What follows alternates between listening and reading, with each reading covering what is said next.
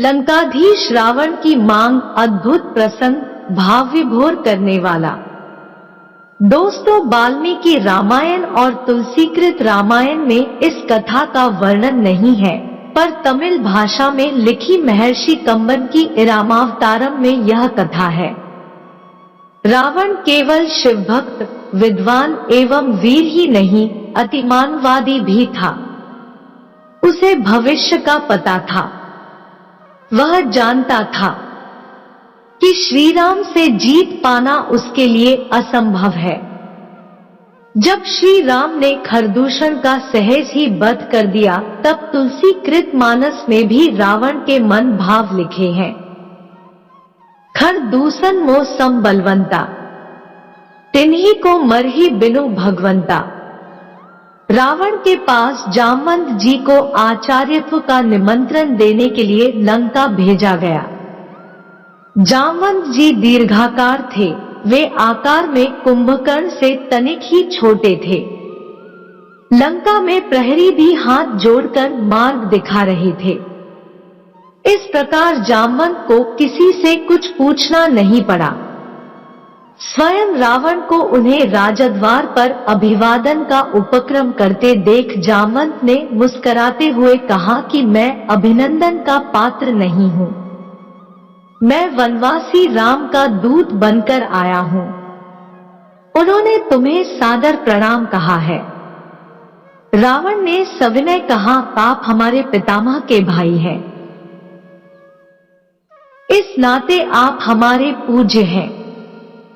आप कृपया आसन ग्रहण करें। यदि आप मेरा निवेदन स्वीकार कर लेंगे, तभी संभवतः मैं भी आपका संदेश सावधानी से सुन सकूंगा। जामवंत ने कोई आपत्ति नहीं की। उन्होंने आसन ग्रहण किया। रावण ने भी अपना स्थान ग्रहण किया। तदुपरांत जामवंत ने पुनः सुनाया कि वनवासी राम ने सागर सेतु निर्माण उपरांत अब यथाशीघ्र महेश्वरलिंग विग्रह की स्थापना करना चाहते हैं। इस अनुष्ठान को संपन्न कराने के लिए उन्होंने ब्राह्मण, वेदज्ञ और शैव रावण को आचार्य पद पर वरण करने की इच्छा प्रकट की है। मैं उनकी ओर से आपको आमंत्रित करने आया हूँ। प्रणाम प्रतिक्रिया अभिव्यक्ति उपरांत रावण ने मुस्कान भरे स्वर में पूछ ही लिया, क्या राम द्वारा महेश्वरलिंग विग्रह स्थापना लंका विजय की कामना से किया जा रहा है? बिल्कुल ठीक। श्री राम की महेश्वर के चरणों में पूर्ण भक्ति है। जीवन में प्रथम बार किसी ने रावण को ब्राह्मण माना है और आचार्य बनने योग्य जाना है। क्या रावण इतना अधिक मूर्ख कहलाना चाहेगा कि वह भारतवर्ष के प्रथम प्रशंसित महर्षि पुलस्त्य के सगे भाई महर्षि वशिष्ठ के यजमान का आमंत्रण और अपने आराध्य की स्थापना हेतु आचार्य पद अस्वीकार कर दे? रावण ने अपने आप को संभाल कर कहा, आप पधारे। यजमान उचित अधिकारी है। उसे अपने दूत को संरक्षण देना आता है। राम से कहिएगा कि मैंने उसका आचार्यत्व स्वीकार किया। जामवंत को विदा करने के तत्काल उपरांत लंकेश ने सेवकों को आवश्यक सामग्री संग्रह करने हेतु आदेश दिया और स्वयं अशोक वाटिका पहुंचे। जो आवश्यक उपकरण यजमान उपलब्ध न कर सके, जुटाना आचार्य का परम कर्तव्य होता है। रावण जानता है कि वनवासी राम के पास क्या है और क्या होना चाहिए। अशोक उद्यान पहुंचते ही रावण ने सीता से कहा कि राम लंका विजय की कामना से समुद्र तट पर महेश्वरलिंग विग्रह की स्थापना करने जा रहे हैं और रावण को आचार्य वरण किया है। यजमान का अनुष्ठान पूर्ण हो, यह दायित्व आचार्य का भी होता है। तुम्हें विदित है कि अर्धांगिनी के बिना गृहस्थ के सभी अनुष्ठान अपूर्ण रहते हैं। विमान आ रहा है, उस पर बैठ जाना। ध्यान रहे कि तुम वहां भी रावण के अधीन ही रहोगी। अनुष्ठान समापन उपरांत यहाँ आने के लिए विमान पर पुनः बैठ जाना। स्वामी का आचार्य अर्थात स्वयं का आचार्य। यह जान जानकी जी ने दोनों हाथ जोड़कर मस्तक झुका दिया। स्वस्थ कंठ से सौभाग्यवती भव कहते रावण ने दोनों हाथ उठाकर भरपूर आशीर्वाद दिया। सीता और अन्य आवश्यक उपकरण सहित रावण आकाश मार्ग से समुद्र तट पर उतरे। आदेश मिलने पर आना कहकर सीता को उन्होंने विमान में ही छोड़ा और स्वयं राम के सम्मुख पहुंचे। जामवंत से संदेश पाकर भाई, मित्र और सेना सहित श्री राम स्वागत सत्कार हेतु पहले से ही तत्पर थे। सम्मुख होते ही वनवासी राम आचार्य दशग्रीव को हाथ जोड़कर प्रणाम किया। दीर्घायु भव, लंका विजय भव। दशग्रीव के आशीर्वचन के शब्द ने सबको चौंका दिया।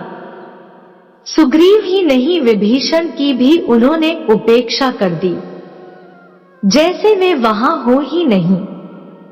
भूमि शोधन के उपरांत रावणाचार्य ने कहा, यजमान, अर्धांगिनी कहा है, उन्हें यथास्थान आसन दे। श्री राम ने मस्तक झुकाते हुए हाथ जोड़कर अत्यंत विनम्र स्वर से प्रार्थना की कि यदि यजमान असमर्थ हो तो योग्याचार्य सर्वोत्कृष्ट विकल्प के अभाव में अन्य समकक्ष विकल्प से भी तो अनुष्ठान संपादन कर सकते हैं। अवश्य, किंतु अन्य विकल्प के अभाव में ऐसा संभव है, प्रमुख विकल्प के अभाव में नहीं। यदि तुम अविवाहित, विधुर अथवा परित्यक्त होते तो संभव था। इन सबके अतिरिक्त तुम सन्यासी भी नहीं हो और पत्नीहीन वानप्रस्थ का भी तुमने व्रत नहीं लिया है। इन परिस्थितियों में पत्नी रहित अनुष्ठान तुम कैसे कर सकते हो? कोई उपाय आचार्य। आचार्य आवश्यक साधन, उपकरण अनुष्ठान उपरांत वापस ले जाते हैं। स्वीकार हो तो किसी को भेज दो। सागर सन्निकट पुष्पक विमान में यजमान पत्नी विराजमान है। श्री राम ने हाथ जोड़कर मस्तक झुकाते हुए मौन भाव से इस सर्वश्रेष्ठ युक्ति को स्वीकार किया। श्री रामादेश के परिपालन में विभीषण मंत्रियों सहित पुष्पक विमान तक गए और सीता सहित लौटे। अर्ध यजमान के पार्श्व में बैठो अर्ध यजमान। आचार्य के इस आदेश का वैदेही ने पालन किया। गणपति पूजन, कलश स्थापना और नवग्रह पूजन उपरांत आचार्य ने पूछा लिंग विग्रह। यजमान ने निवेदन किया कि उसे लेने गत रात्रि के प्रथम प्रहर से पवनपुत्र कैलाश गए हुए हैं, अभी तक लौटे नहीं हैं, आते ही होंगे। आचार्य ने आदेश दे दिया, विलंब नहीं किया जा सकता।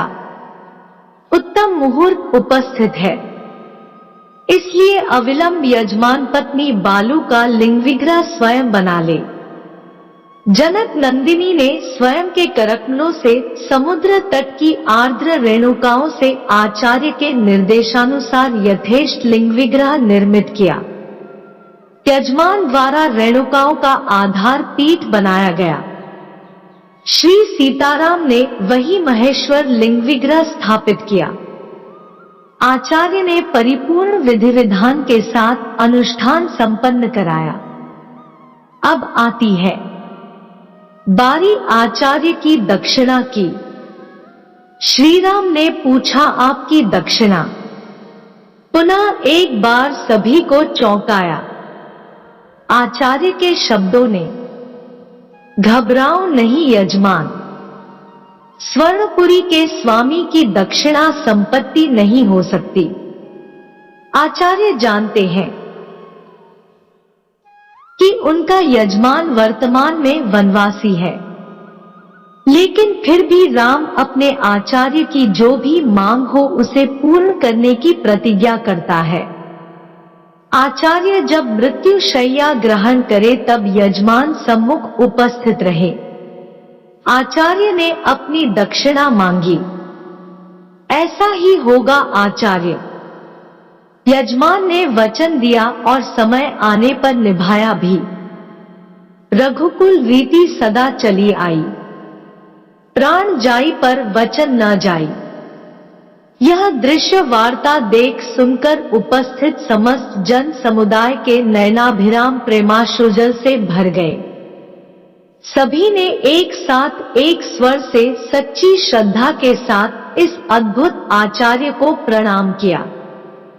रावण जैसे भविष्यद्रष्टा ने जो दक्षिणा मांगी, उससे बड़ी दक्षिणा क्या हो सकती थी जो रावण यज्ञ कार्य पूरा करने हेतु राम की बंदी पत्नी को शत्रु के समक्ष प्रस्तुत कर सकता है, वह राम से लौट जाने की दक्षिणा कैसे मांग सकता है। रामेश्वरम देवस्थान में लिखा हुआ है कि इस ज्योतिर्लिंग की स्थापना श्री राम ने रावण द्वारा करवाई थी। दोस्तों, यह जानकारी आपको कैसी लगी कमेंट बॉक्स में जरूर बताइएगा। वीडियो अच्छा लगा हो तो वीडियो को लाइक और शेयर करें, चैनल को सब्सक्राइब कर ले। धन्यवाद। जय श्री राम।